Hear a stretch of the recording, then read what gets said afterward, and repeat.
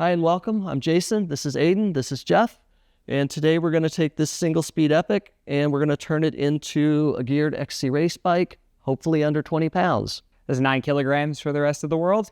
If you've followed us in the past, you've probably already seen this. This is a 8 kilo, sub 18 pound single speed build we did. Today we'll be taking this bike after the rider wrapped up his single speed race season on it and tearing it down, giving it a really good service and building it back up as a geared bike for him to race the rest of the XC races he has on his calendar this year.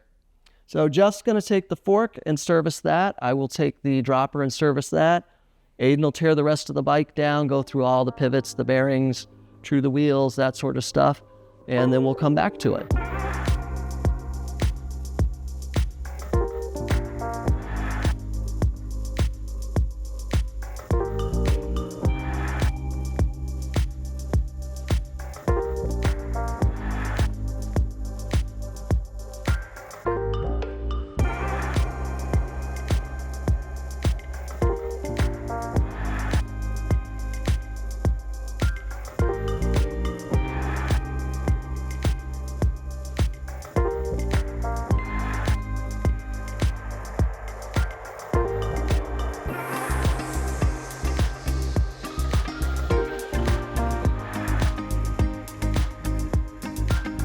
So we got the bike apart. Now we'll take a chance to go through all the build. Starting with a small S-Works Epic 8 frame, 120 travel. It does have the internal storage, carbon yoke, flip chip, includes their rubberized chainstay protector. This one, Specialized claims at $17.95. Ours is coming in a little over that. It's $16.30 without shock. And once we add the shock, it's coming in at $18.77. So about 80 grams overweight, but not too bad. We've got the RockShox Sid Ultimate fork, another 120 to match the 120 in the rear.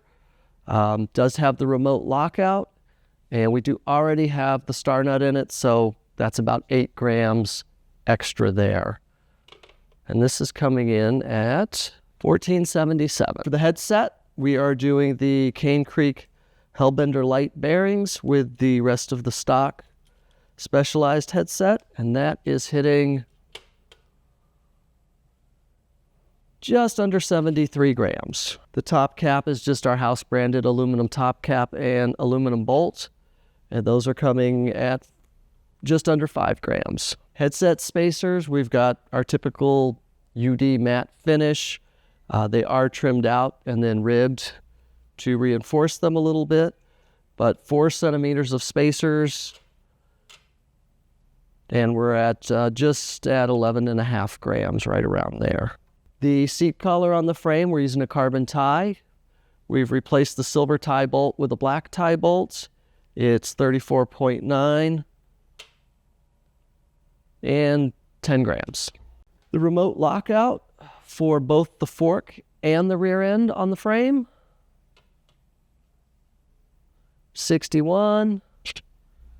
The 2 cables and both cable housings for the rear lockout come in at 30.5. When you put the whole thing together, you're at about 91 grams.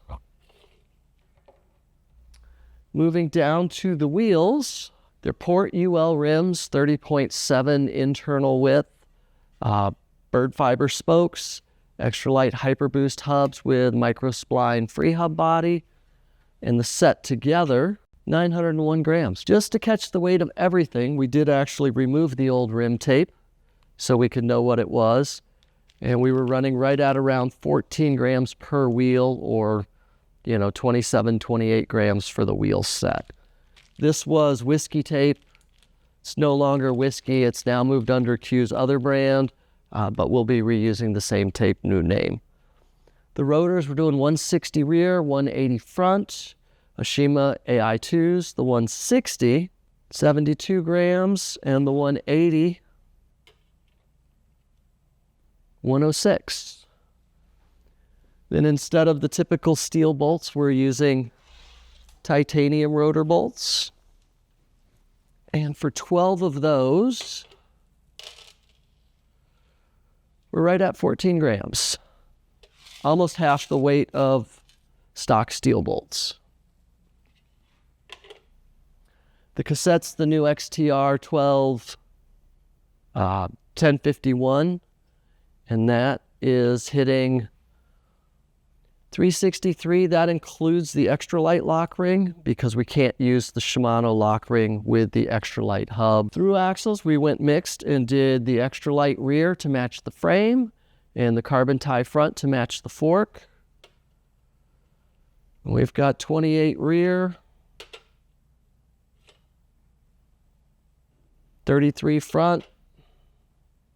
We're set at 62. They do open opposite, so the Extralite is broached for a 5 mil through the non-headed side, whereas the carbon tie is broached on the head side, so you do have to remember Allen keys from opposite ends of the frame. The tubeless valves, pretty straightforward, just at 10 grams. And then we're finishing off the wheels with Conti Race King tires, kind of a tried and true XC tire. 598 and 594. So just below claimed weights, but not too much below. Crankset, we've got our custom-made boom, full titanium, spindles welded on. They do have a 3-piece version you can get. 155 arms. And those are right at 400 grams. These are made in the U.S. by Bruce Boone. Does a great job, but he's taken a break from building cranks, so they're currently not available.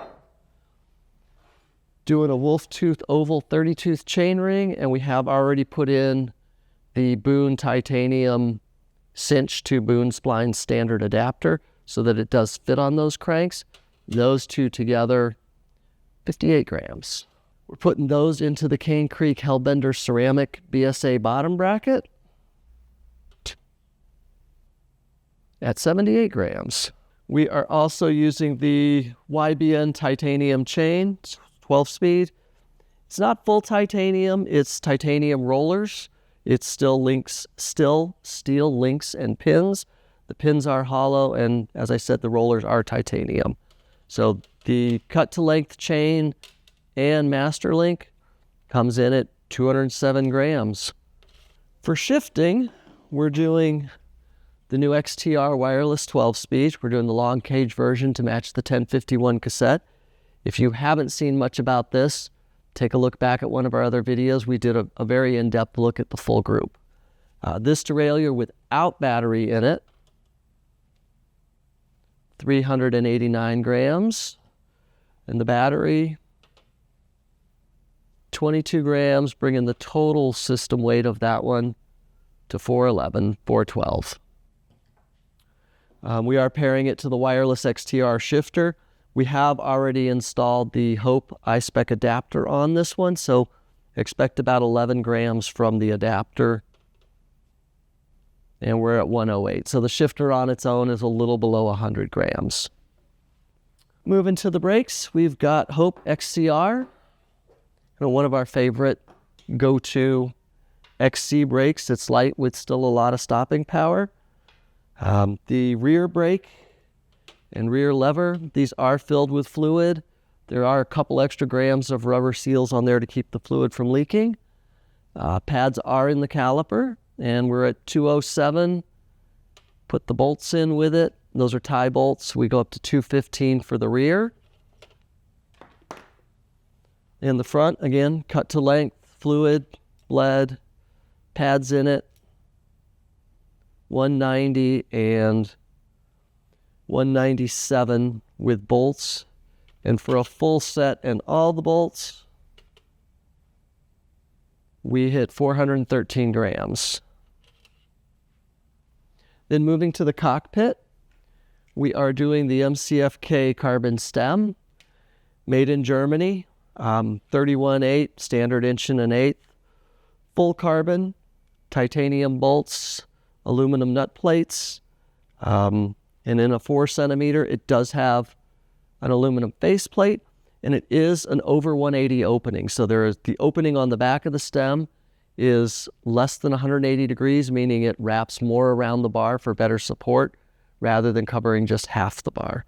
Makes the bar sort of have to snap in or slide in, but it's much more secure and it's not likely to crush your bar. That stem is coming in at 67 grams. Mating to the MCFK stem, we have the German-made MCFK handlebar, 760 width, 12-degree sweep, no rise on it, 31.8, and this ends up at not the lightest weight, but considering its shape, 135 grams. We're pairing that with the Extralite foam grips, which are just hard to beat in terms of weight, at 7.6 grams. And Extralite's 3D printed bar end plugs, which for the pair barely tip the 1 gram mark. Swiss-made, Podio carbon dropper, lightest dropper there is, I believe. This is the 100 to 120 adjustable length version, and this is in 30.9 with the trigger, and that comes in at 362 uncut. This can be cut to take about 30 grams more weight off if your frame or your seat height allows for that. To operate the dropper, we've got the any direction remote coming at 26 grams. And the cable and housing, we did not use the micro cable. This is just standard SRAM shift housing and shifter cable. And those are a full 56 grams. Lastly, we've got the Extralite Hyper Saddle made by Jilu, and this comes in at 48 grams. So that's pretty much all the parts. Let's get back to building.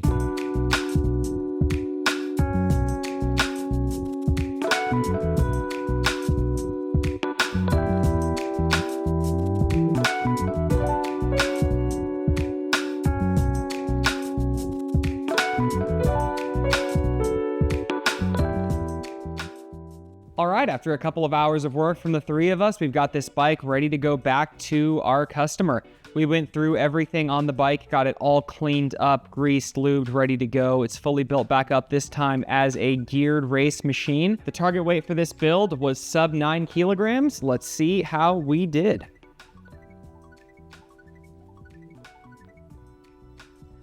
.98.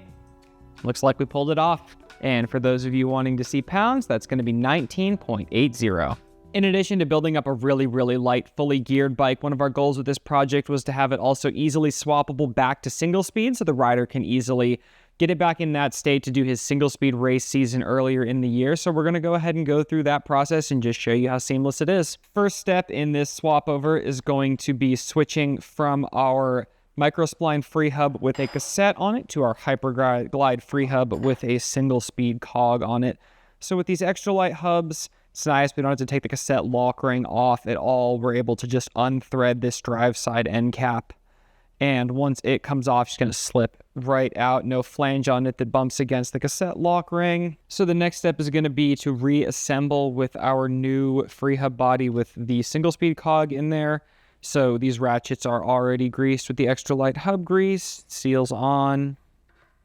This is just going to drop down nice and easily on right there. Start the threads on this end cap. Finished up with the wheel. Now it's time to take the chain and its derailleur off. So pulling off this 12-speed chain that is cut to length for that big wide range XTR cassette.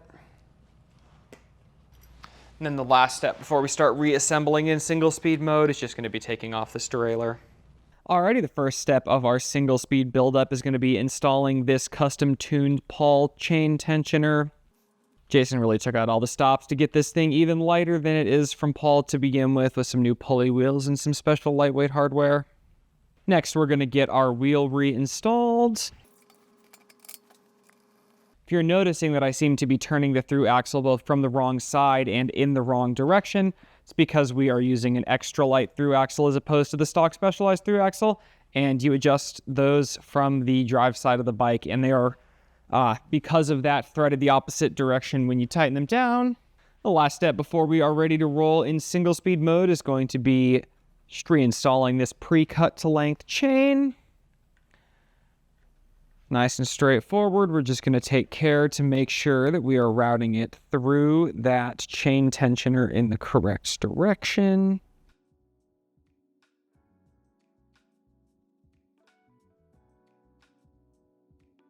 And now we are going to take off the shifter up front.